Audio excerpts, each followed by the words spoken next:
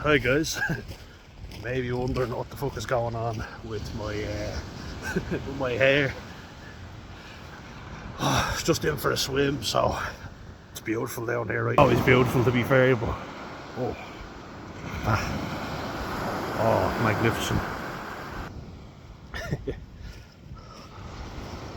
Safe to say though, you should warm up afterwards. Wasn't in for too long because it's freezing now. I was talking about I made a little video there.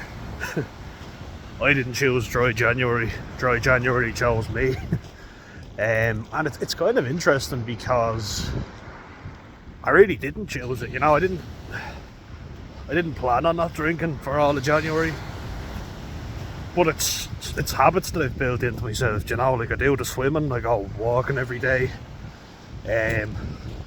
got coaching on, stuff to keep me busy, you know. I haven't been the last week now because I know it's ironic getting in sea swimming now. I'd be getting in a lot more if I didn't have a cold, and the irony is it actually boosts the immune system.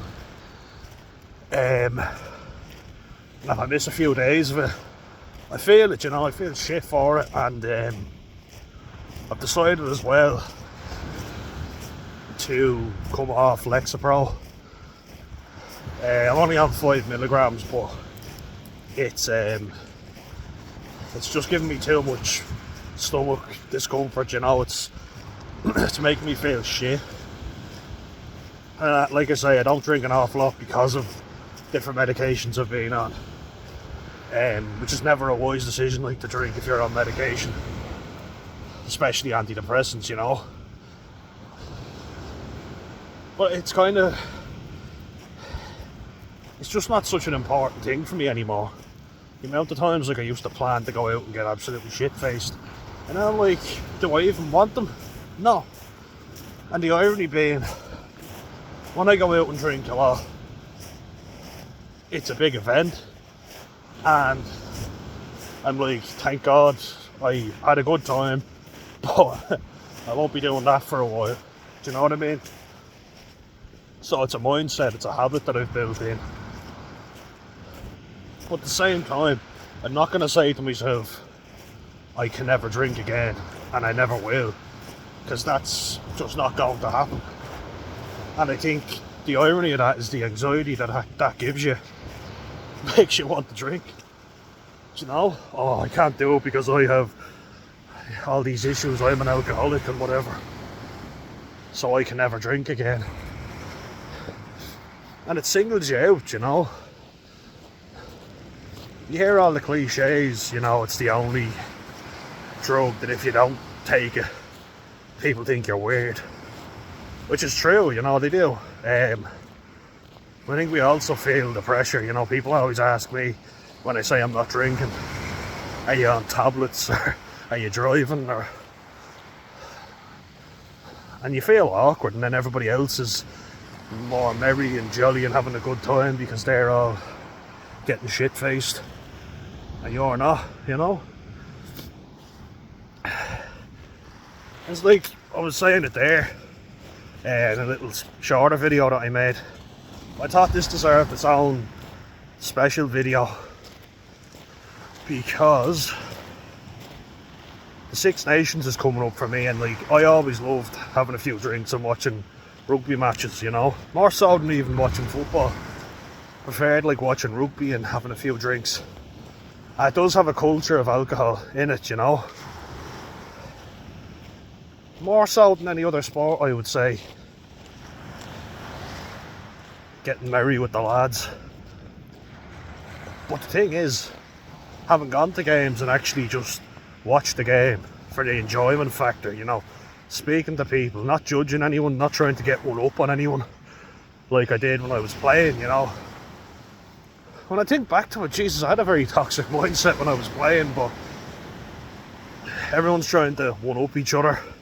I think a lot of people have a very toxic mindset, especially in a contact sport like rugby. You know, mouthing off to each other, putting people off their game. It was never really something that I was into. I was more into hitting someone and if they're a mouthy prick, letting them know that I've just one up them. Do you know what I mean? The patting on the head and all that shit really annoys me. You might say, what relevance is this to drinking? But actually quite a bit, because I would build up my stress chemicals so much leading up to a game, you know, before a game, during a game, and after the game. I was like, I need something now to... I love it, man. Wondered where you went. So that after the game, I'd be I'd be the first to grab 2 cans of Heineken, and I'd bring one into the shower with me. And drinking in the shower is a very common thing in rugby, FYI. You know, having a laugh afterwards. I love doing that. That was my favourite type of drinking, was after the game drinking.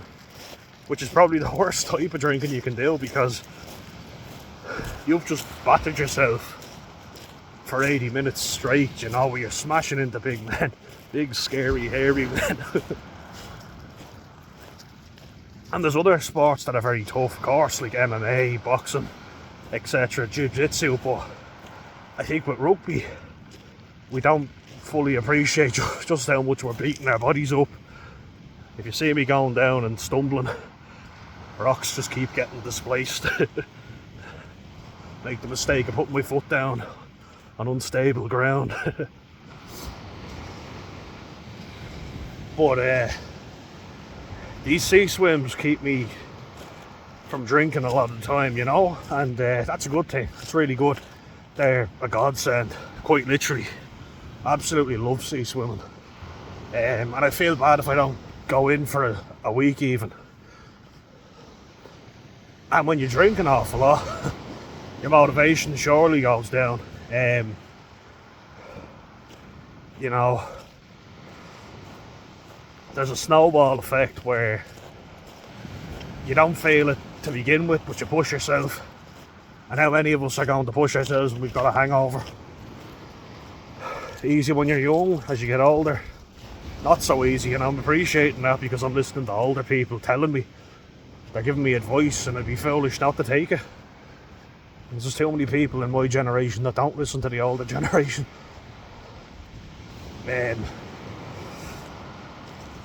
I was only thinking today, watching a video on truck drivers, but I remember this lad Brian, who used to be up in Olympia Fitness, where my brother worked. I helped out a few times and got free gym membership. It was great, you know, really good.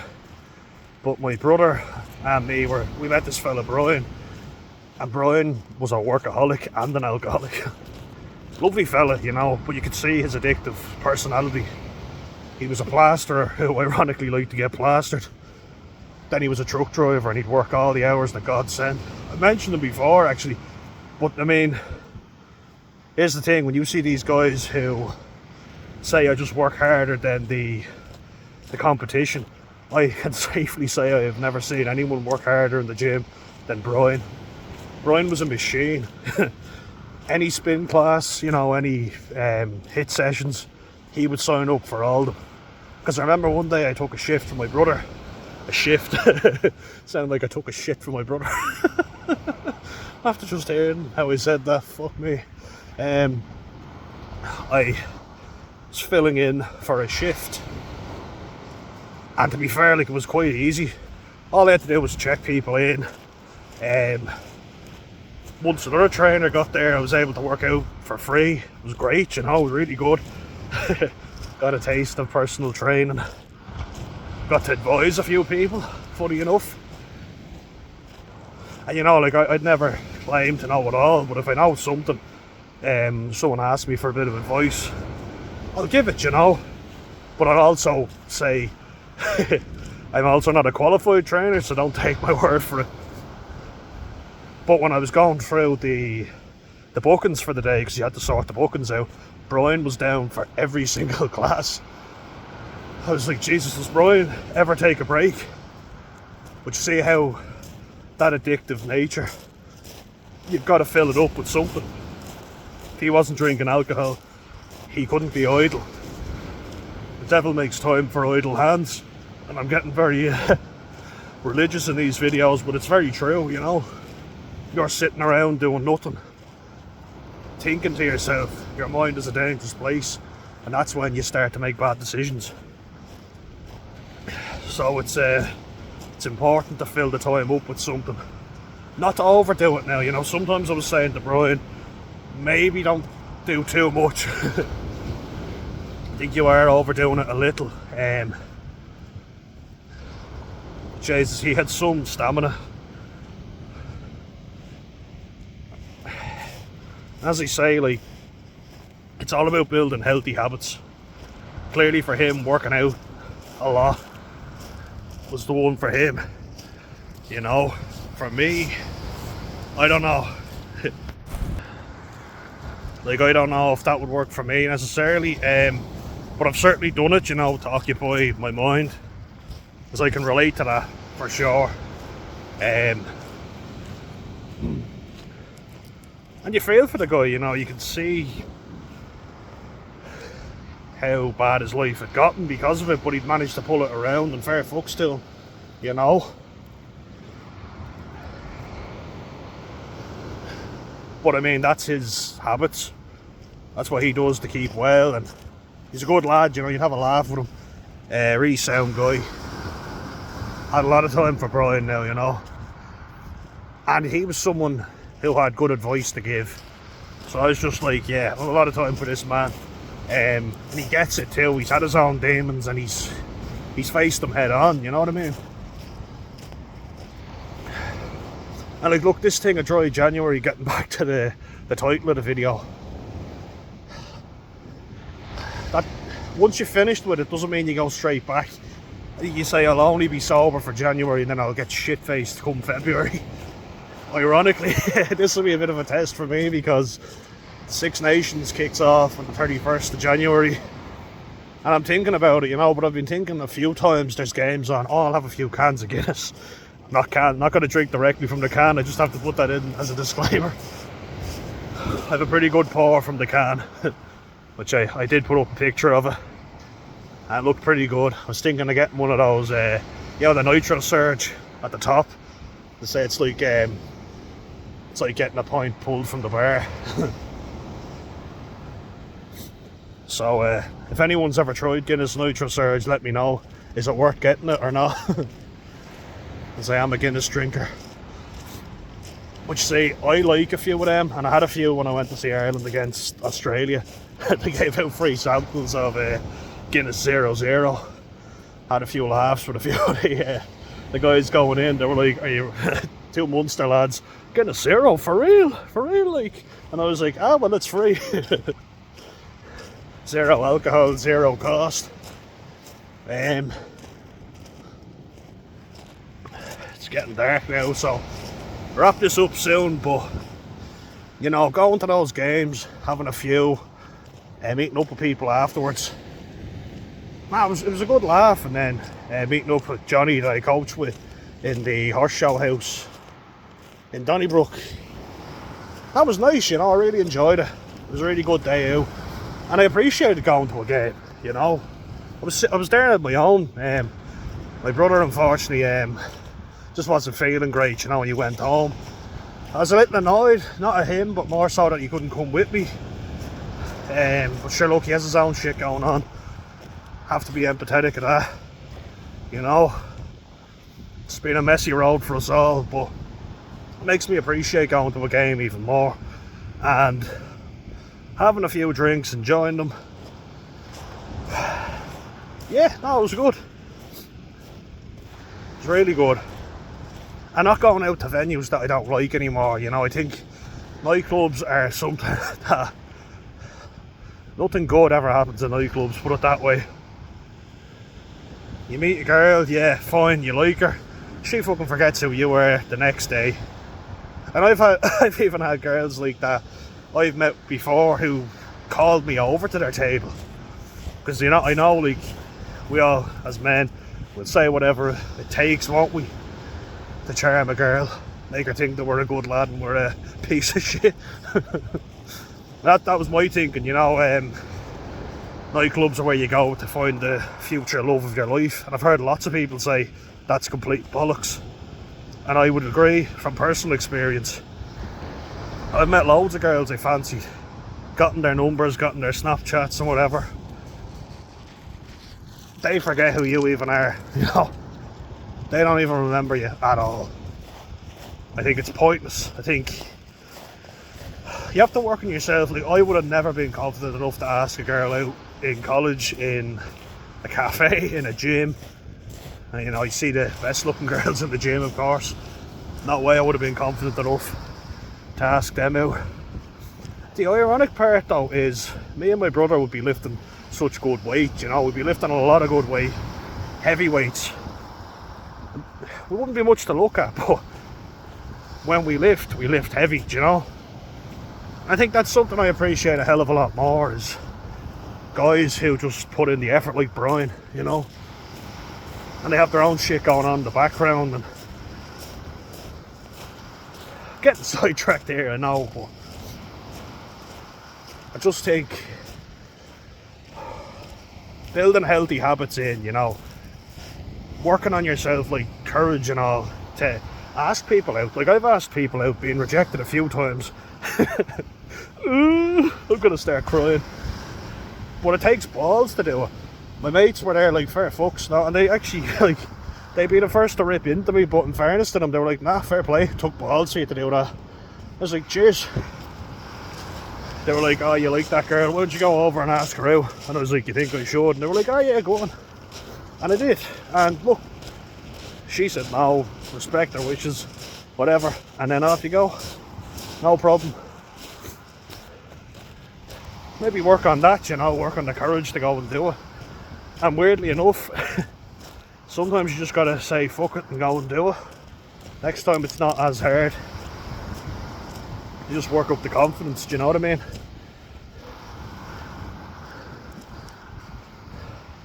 Like, there's no way of sugarcoating it. You will have to just push yourself out of your comfort zone as well. And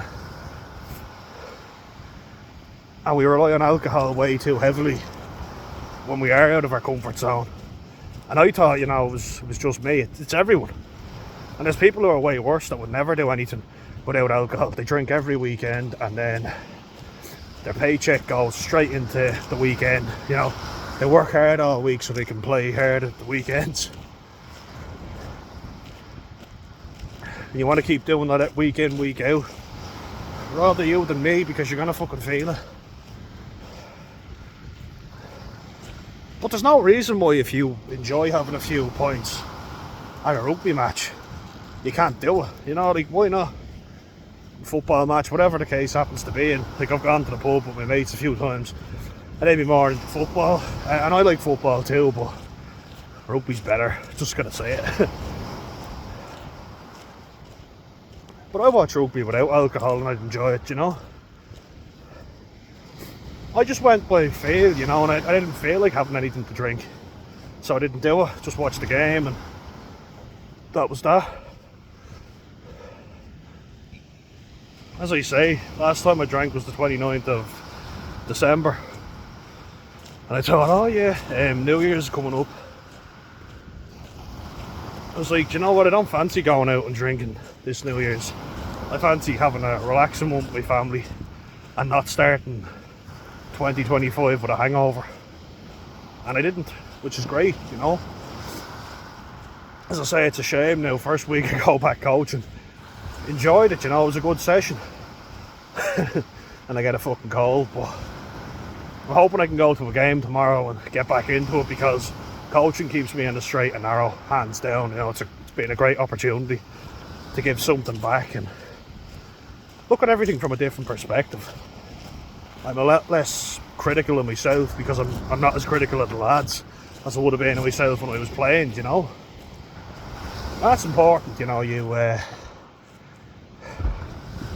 can't be going around tense and anxious all the fucking time. It's not worth it. So stay well, guys. Enjoy a few drinks with mates in a good environment, you know. If you're comfortable going out to a pub and that's what you like, what's the fucking need to go to a nightclub? Everybody's in a rush to go to a nightclub. Loud, it's fucking noisy. And you know, I've certainly been to pubs and not drank with my mates, but I can safely say I've never been to a nightclub and not drank. And when I say drank, I mean fucking heavily. So it's also the environment. Just want to finish on that. It's the environment you're in, the people you're with. You don't have to go if you don't want to. And I highly recommend that you start listening to that gut. It might be onto something, you know.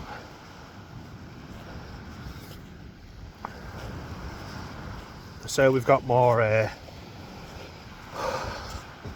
nerve cells in our gut than we do in our brain. What's your nerve feeling? What's your gut telling you? That's why they say listen to the gut, you know. That's why if you're in an uncomfortable environment, you get butterflies in your tummy. So look, without rambling any further, guys, maybe go out drinking on the occasions where you want to, when you enjoy a few. Like, I enjoy a few pints of Guinness, I really do. It's not as if I'm forcing myself. I genuinely enjoy them. But there is a limit. You don't want to be shit-faced every week. And then shots, nah, shots are a bad idea, always. I'm certainly getting very mindful around my drinking. And I rarely do it anymore. Rarely, you know. And I feel better for it. And I enjoy the times I do go out and have one too many. You know, they're worth it, you know, they are. Because the hangover may be bad, but I don't get them that often because I don't go out drinking. Plus, it saves you money because you can get pissed for less. You get absolutely shit-faced on very little alcohol. And on that note, guys, stay well, mind the heads. I hope your 2025 is going well so far. Mine's been decent. As I say, a cold's not great, but fuck it. Gotten a few sea swims done. I'm back in today, warming up now. The blood's starting to flow. Mind yourselves, and I wish you all well. And come on, Ireland, let's bring the Six Nations home. 3 from 3. We'll be the first team ever to win 3 in a row. If we can win the Six Nations. So it's a big year for Irish rugby. Get out and support them, guys. I'll see you in the next one.